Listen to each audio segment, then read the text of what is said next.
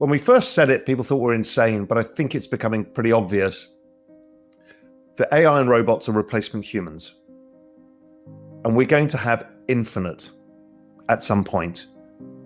So the idea is, where does we have infinite? Because that breaks the whole GDP magic formula, right? Nothing makes sense anymore. We call that point the economic singularity. And we kind of finger in the air said, probably by about 2030, because everything is going exponential in terms of speed of AI and robots, we probably have no idea what an economy looks like anymore, or what it means. Everything we all look at is going to fall apart. Right now, the financial system is shifting. In the first half of 2025, Bitcoin surged nearly 50%, beating gold and the S&P 500, with Ethereum close behind, driven by institutional demand and strong liquidity. Real Vision CEO Raoul says this surge comes from rising global liquidity, outweighing factors like earnings or interest rate. Central banks' stimulus and low real yields push capital into volatile assets like crypto. With AI and blockchain fueling rapid growth, Raoul sees crypto as the future backbone of global finance. Stay tuned as Raoul and Real Vision's head of macro research, Julian Biddall, explain what this means for crypto in the coming years. Cybercriminals are getting smarter, and everyday investors are the new target. You worked hard for your crypto. Don't lose it to a scam. Recently, attackers bribed offshore agents at major crypto platforms, stealing names, birth dates, even social security numbers. They drained real accounts in seconds. No blockchain hack, just human error. Once it's gone in crypto, it's gone. That's why ITrust Capital created the Premium Custody Account, the most secure way to protect your asset. It's a closed-loop system, meaning funds can only move between you and your account. Even if someone gained access, they can't steal your crypto. Backed by institutional-grade custody at no extra cost. Sleep easy knowing your investments are locked down. Click the link, use code DOSE7, and get a $100 funding bonus. Start protecting your future with ITrust Capital. From our work, we kind of noticed the business cycle structure. We're both business cycle analysts. We've both been looking at them for a long time. It changed after 2008, and it became like a metronome every 4 years. That's only happened once in the past, which was the 1950s and 60s, where it became very, very cyclical. But this is perfectly cyclical. And it got me thinking for a while, what the hell? So many of us didn't understand what happened to asset prices after 2008. We kind of knew quantitative easing was happening. We kind of knew stuff, but we didn't figure it out. And what I suddenly realized is that in 2008, we had a debt jubilee. And in fact, it was just forgiveness on interest. You don't pay interest payments. Remember, we did that over COVID. Exactly same mechanism, no interest payments. So no interest payments allowed every government who had basically, they'd all gone over 100% of GDP in debt. So all economic activity, all economic growth was used to paying of debts. So what they all did was basically restructure their debts between 3 and 5 years, creating an almost perfect 4-year cycle. And then when you look at the debts today, we're in that 4th year now, where the final part, the larger part of the debt is due. And what we found is they start injecting liquidity over a period of 3 years, reaching maximum liquidity. That liquidity injection never really gets taken back. Some gets taken back in the bear market years when they're withdrawing liquidity, raising interest rates, trying to slow the economic cycle because of inflation or whatever. But over time, liquidity keeps rising. It's rising at a rate of about 8% a year. And that is, in fact, the debasement rate of fiat currency. And what happens is, and this is the bit that gets contentious with people and they hate it, if you divide an asset by the global liquidity, you get to see whether it's outperformed. The debasement. People hate that chart. Oh, they hate it. Yeah, it is the best chart in the world because it then tells you, okay, if I'm to allocate to the S&P 500, I'm basically breaking even versus debasement. So the S&P 500 is not really adding much value. Well, when you look at the Euro stocks and other markets, which are priced in their local currencies, you put them in dollars, they look similar. All the markets look very similar once you adjust for debasement. So that was interesting to me. Gold, complete almost flat line, really, versus debasement, as it should be, right? That's gold's job, it's to be the stable currency. And once we looked at the world through this lens of the debasement of fiat currency, which again is still contentious, becoming less so nowadays, but it was really contentious when we started it, we realized there's actually only two assets that outperform this. One is tech stocks, and the other is crypto. And so that completely changed how I allocated and how I understood tech stocks. I was a macro guy. I hated tech stocks. They're always too expensive. You're always a value guy. And I realized none of that made sense in this market. That's why the value investors have been getting killed, is what had happened was all of this. Now, what is driving this? And I think, Julian, if you can just bring up those demographic charts, because these are the absolute most important charts in the world, really, to understand. GDP growth is driven by this magic formula, which is debt growth plus population growth plus productivity growth. That's how you drive trend rate of GDP. Now, debt growth's gone to extremists, and now really we're just servicing debts. Basically, GDP keeps falling, and it's falling over time, the trend rate of GDP, because of the magic formula. And Julian, if you can get to the demographics charts, because they're the key ones here. The issue is here, the biggest secular factor in all of markets is this one thing, is the aging of population. And we can see the births rate is falling in the US much faster elsewhere.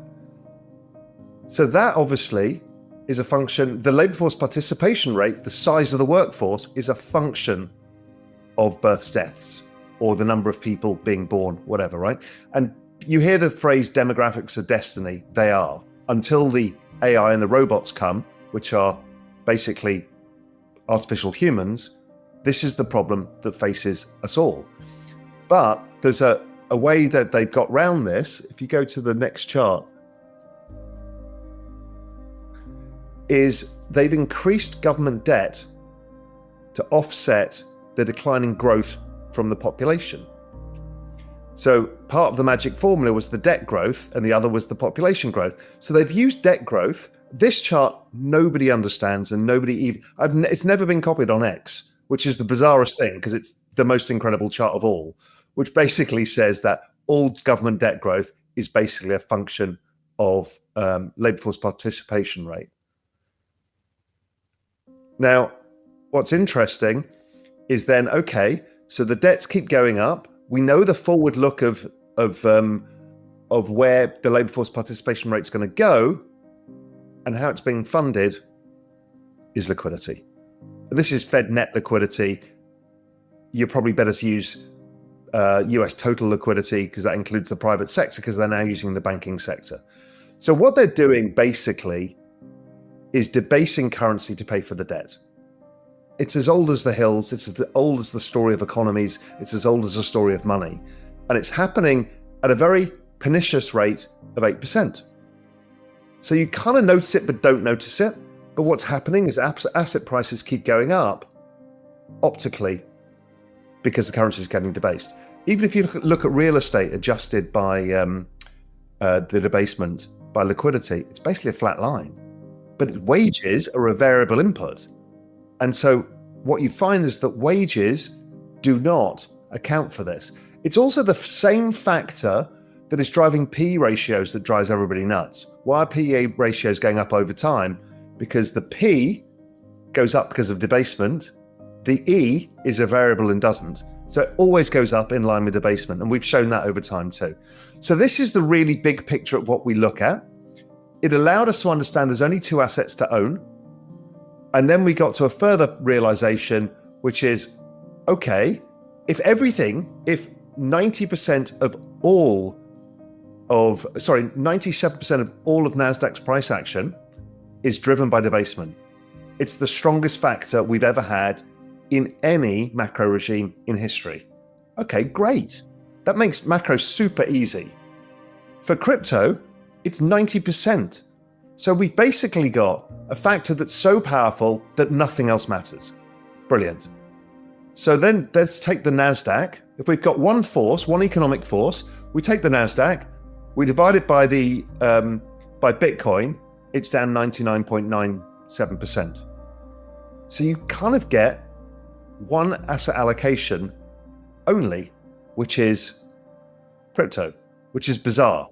In a macro world, we now think you need concentrated portfolios as opposed to diverse portfolios. In fact, diversification just destroys returns now because you've got one clear macro factor. Since 2008, central banks have injected trillions through debt and stimulus, increasing global liquidity by nearly 8% annually. This steady flow has quietly devalued fiat currencies, making most assets, stocks, real estate, even gold, struggle to keep up. Bitcoin, however, continues to outperform.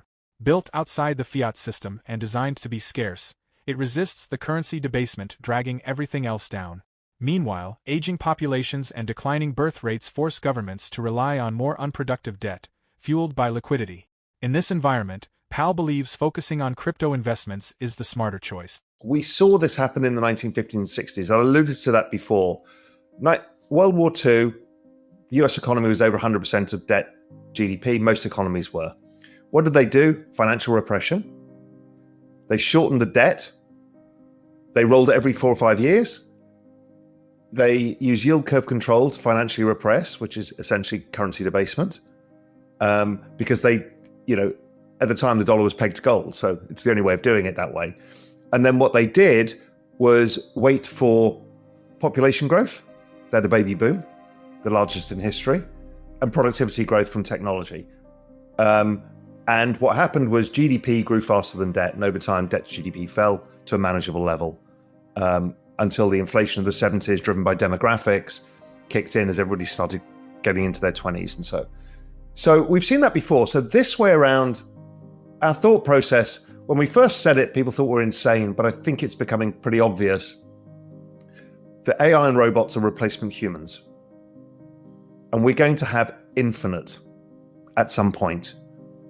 So the idea is, where does we have infinite? Because that breaks the whole GDP magic formula. Right, nothing makes sense anymore. We call that point the economic singularity, and we kind of finger in the air said probably by about 2030, because everything is going exponential in terms of speed of AI and robots, we probably have no idea what an economy looks like anymore or what it means. Everything we all look at is going to fall apart. So we kind of think we've got 5 years, so this cycle and the next cycle. And part of something Julie and I talk about between us too is like this cycle, people are starting to get it. I think once we get through a pause that refreshes, a contraction in liquidity, the cycle, I think the next cycle, everybody's going to go all in and realize it's the kind of end of times, because we just don't know what's beyond that. Nobody does. And anybody who says they do is lying, because we have literally no idea. When you've got free intelligence, infinite intelligence, and we don't know. And we don't know, what the energy constraints are going to be, or whether there are any, or whether we solve them. We just don't know. So I'd rather be honest with ourselves and say, right, okay, we got 5 years. That's it. Yeah, I mean, the everything code will basically work until it doesn't. And the reason we know it'll work is, if we come back to the charts for a second, as Raoul had said, GDP's in decline. It's trend rate of growth is 2%, and keep that 2% in mind, because that's important. The working age population is in decline, productivity is in decline, but debts have exploded. And something a lot of people talk about is the fact that the private sector has deleveraged since 2008, but what people don't understand is that this has been a forced deleveraging by the banks by tightening credit to households, right? But because productivity is in decline and demographics are in decline, this debt can't just disappear, right? We can't grow ourselves out of that debt. And so we went from 140 to 120% GDP. Well, where did it go? Well, the public sector took it on, right? So it went from 100 to 120% of GDP. And this is where the problems start. And this is where we uncovered the everything code. We've been unlocking it, over the years. But essentially, if trend rate of GDP is at 2%, let's say interest rates are at 2% for easy math. We know they're not. We know they're at 4%. But that all of a sudden means that 100% of GDP is going towards funding private sector debts, right, which is an unproductive source of GDP. So to avoid a GDP doom loop, the only thing that you can do is, again, put it on the balance sheet, right? And there's just a huge, and if you just look, this is US total liquidity, which, as Rawl said, it's public plus private liquidity. There's just a vast amount of interest payments which still need to be monetized. So what's going on is, which is, they're basically issuing debts they're basically issuing debts to finance the interest on the existing debts, which at the end of the debt refi cycle, once interest rates going to scan down a little bit, once interest rates come lower, it just gets thrown on the balance sheet, right? But there's two phases to the everything code. China's past phase one because bond yields have come down because their economy has, nuked, to an extent. But in order for them to actually make use of the balance sheet, rates have to come lower first. So that's phase one. And then phase two is debasing. And Felix, the other important thing, and I'm sure you've been talking about this as well, is they keep shifting the game. The game was the balance sheet. We all knew the game. Then it moved from the balance sheet to the Fed net liquidity. So then everyone's working out the TGA versus the reverse repo. Yeah. And then they went, actually, it's total liquidity because we're going to stuff it into the banks. And now the next one is they're going to stuff it into stable coins. All they're doing is fine. I mean, that's Scott Bessen's job, and Janet Yellen's job was the same. They're bond salesmen. They're just, they're masters of the universe bond salesmen, and their job is to find where to absorb this, and that is all part of the M2 growth. We're no longer in a normal economic cycle. Low productivity, aging populations, and unsustainable debt have forced policymakers to rely on one solution: more liquidity. Central banks keep expanding the money supply and suppressing yields, letting fiat currencies slowly lose value. This may not always show in inflation stats but is clear in distorted asset prices. Traditional investments like stocks and real estate no longer deliver real growth, they just keep up with dilution. Bitcoin and crypto are different, consistently outperforming when measured against liquidity. If this trend continues, crypto could become the dominant asset class. For more Daily Dose Crypto news, check out these 2 awesome videos on your screen. Click now and we will see you on the next video.